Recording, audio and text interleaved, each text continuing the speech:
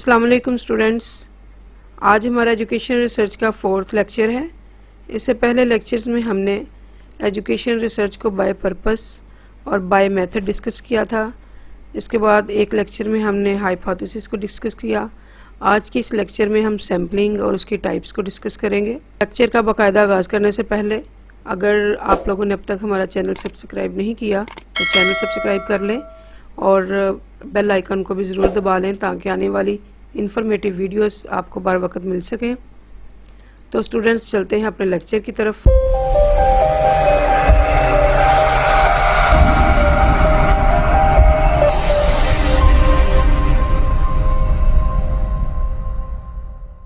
Welcome back.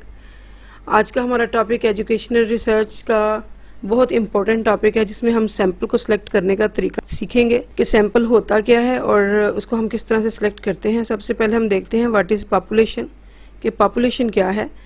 Population जैसे मानी से ज़ाहिर है आबादी है, लेकिन रिसर्च के लिए हम पूरे मुल्क की आबादी को डिस्कस नहीं कर सकते। Population is a group of interest for the researcher. This group has at least one similar quality and at least one characteristic is different from others. यानी हमने पूरी आबादी में से वो पॉपुलेशन सेलेक्ट करनी है जिनमें कम से कम एक खसूसियत सेम हो, चाहे वो एज वाइज हो या उनके प्रोफेशन वाइज हो। उसमें से what is sample? A sample is a small proportion of a population selected by specific procedure for observation and analysis. हमने पॉपुलेशन में से कुछ सैंपल सेलेक्ट करना होता है। बिलफर्ज हम 500 अगर टीचर्स को सिलेक्ट कर रहे हैं एज ए पॉपुलेशन, तो उसमें से 50 या 100 जो है वो सैंपल के तौर पर हम सिलेक्ट करेंगे, जिनसे हम रिसर्च कंडक्ट करवाएंगे और उनकी लिए गए सर्वे और इंटरव्यू के मुताबिक हम रिसर्च के रिजल्ट्स वो मुरतब करेंगे। इसके बाद देखते हैं जी सैम्पलिंग टेक्निक्स हमारे पास क्या हैं। सबसे पहले हमारे पास टेक्निक है प्रोबेबिलिटी सैम्पलिंग और non probability sampling. Probability sampling में है the sample is selected at random. In this technique, the subject of the population get an equal opportunity to be selected as a representative sample।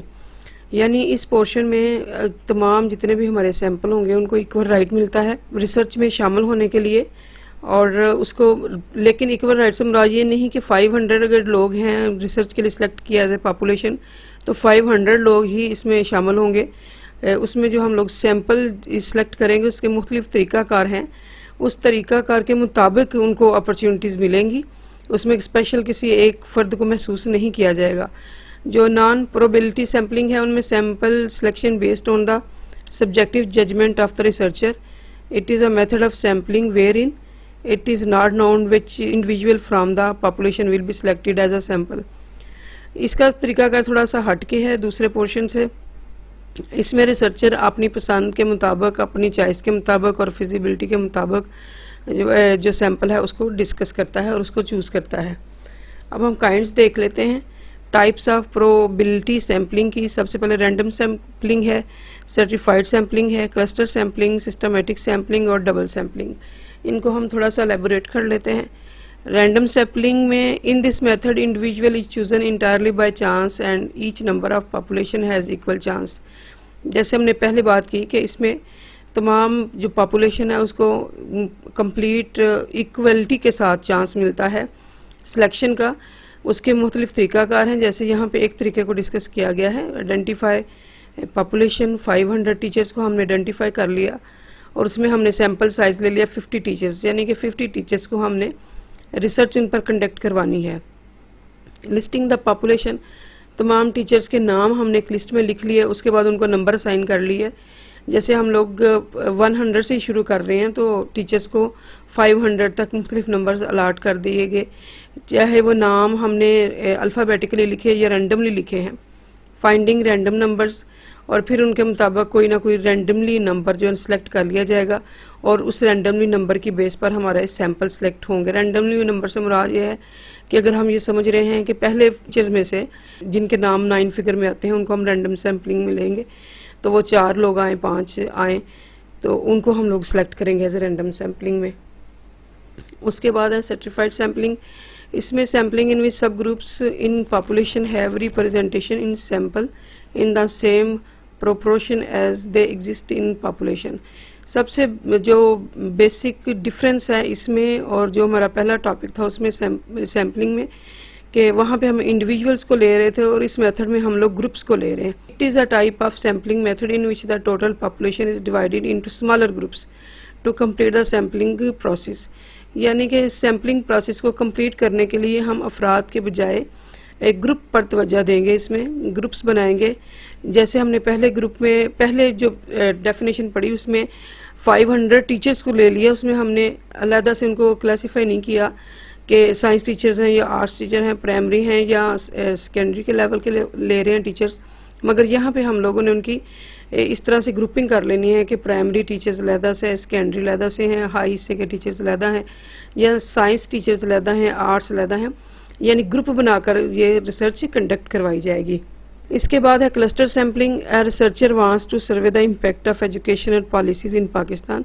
He can divided the entire population, all educational institutes. Then he selected a sample through randomly or stratified method. In this method, institution can select as sample rather than individuals.